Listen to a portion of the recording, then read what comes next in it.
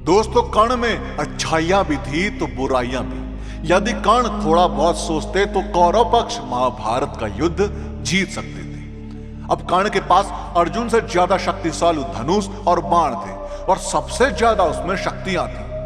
कर्ण के विजय धनुष में ऐसी खूबियां थी जो अर्जुन के गांडीव धनुष में नहीं थी। अब क्या, तो वीडियो पूरी देखिएगा, मजा आ जाएगा। और हाँ, अगर आप चैनल पर नए हैं तो ऐसी और भी वीडियोस देखने के लिए चैनल को सब्सक्राइब करना मत भूलिए। दोस्तों, कवच कुंडल। जब तक कर्ण के पास उसका कवच और कुंडल था तब तक उसे कोई मार नहीं सकता था। ऐसे में अर्जुन की सुरक्षा की कोई गारंटी नहीं थी। तब देवराज इंद्र और कृष्ण ने मिलकर छल के तरीके से उसके कवच कुंडल दान में मांग लिए। लेकिन काल पुरुष की आकाशवाणी के कारण इंद्र को कवच कुंडल के बदले में अपना अमोघ अस्त्र देना पड़ा। अमोघ अस्त्र कर्ण एक बार ही चला सकता था, जिससे शत्रु कितना भी शक्तिशाली हो वह मारा जाता। अमोघ अस्त्र। कर्ण ने इस अमोघास्त्र का प्रयोग दुर्योधन के कहने पर भीमपुत्र घटोत्कच पर किया था, जबकि वह इसका प्रयोग अर्जुन पर करना चाहता था। यह ऐसा अस्त्र था जिसका वार कभी खाली नहीं जा सकता था, लेकिन वरदान के अनुसार इसका प्रयोग एक बार ही किया जा सकता। यदि कर्ण यहां कार्य नहीं करता तो युद्ध का परिणाम कुछ और ही होता। परशुराम से झूठ बोला। जब द्रोणाचार्य ने कर्ण को ब्रह्मास्त्र विद्या सिखाने से इनकार कर दिया तब वे परशुराम के पास पहुंच गए। अब परशुराम ने प्रण लिया था कि वे इस विद्या को किसी ब्राह्मण को ही सिखाएंगे, क्योंकि इस विद्या के दुरुपयोग का खतरा बढ़ गया था। अब कर्ण यहां सीखना चाहता था तो उसने परशुराम के पास पहुंचकर खुद को ब्राह्मण का पुत्र बताया और उनसे यह विद्या सीख ली। जब परशुराम को यह पता चला तो उन्होंने क्रोधित कर्ण को श्राप दिया कि तुमने मुझसे जो भी विद्या सीखी है वह झूठ बोलकर सीखी है, इसलिए जब भी तुम्हें इस विद्या की सबसे ज्यादा आवश्यकता होगी तभी तुम इसे भूल जाओगे और कोई भी दिव्यास्त्र का उपयोग नहीं कर पाओगे। कुंती को दिया वचन।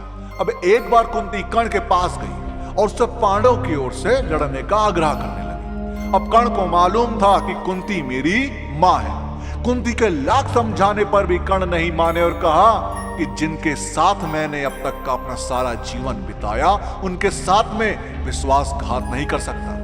तब कुंती ने कहा, क्या तुम अपने भाइयों को मारोगे?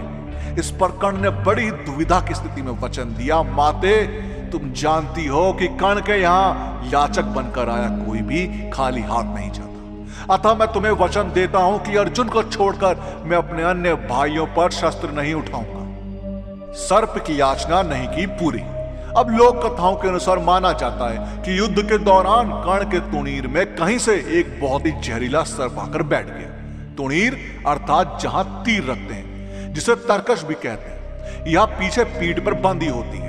कर्ण ने जब एक तीर निकालना चाहा तो तीर की जगह यह सर्प उनके हाथ में आ गया। कर्ण ने पूछा, तुम कौन हो और यहां कहां से आ गए? तब सर्प ने कहा, दानवीर कर्ण, मैं अर्जुन से बदला लेने के लिए आपके तुणीर में जा बैठा था। कर्ण ने पूछा, क्यों?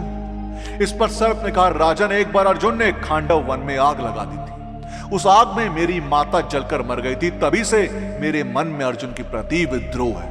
मैं उससे प्रतिशोध लेने का अवसर देख रहा था, वह अवसर मुझे आज मिला है। आप मुझे तीर के स्थान पर चला दे, मैं सीधा अर्जुन को जाकर डस लूंगा और कुछ ही क्षणों में उसके प्राण पखेरु उड़ जाएंगे। सर्प की बात सुनकर कर्ण सहजता से बोले, हे सर्पराज, आप गलत कार्य कर रहे हैं। जब अर्जुन ने खांडव वन में आग लगाई होगी तो उनका उद्देश्य तुम्हारी माता को जलाना कभी ना रहा होगा। ऐसे में मैं अर्जुन को दोषी नहीं मानता।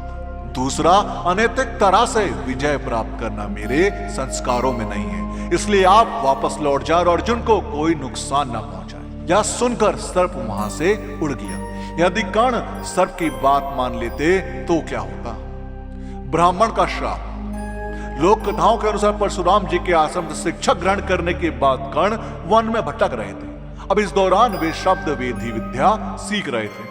अब एक दिन जब वे इस विद्या का अभ्यास कर रहे थे तब उन्होंने एक गाय के बछड़े को अन्य वन्य पशु समझकर शब्द वेदी बाण चला दिया और उस बाण से बछड़ा मर गया। तब उस गाय यानी कि बछड़े के स्वामी ब्राह्मण ने कर्ण को श्राप दिया कि जिस प्रकार उसने एक असहाय बछड़े को मारा है वैसे ही एक दिन वह भी मारा जाएगा। जबकि वह खुद को असहाय महसूस करेगा और जब उसका सारा ध्यान अपने शत्रु से कहीं अलग किसी और काम पर होगा। अब ऐसे ही एक और मजेदार वीडियो है कि जब कर्ण के अंतिम समय में भगवान परशुराम आए उनसे मिलने, यकीन मानिए जानकर चौंक जाओगे।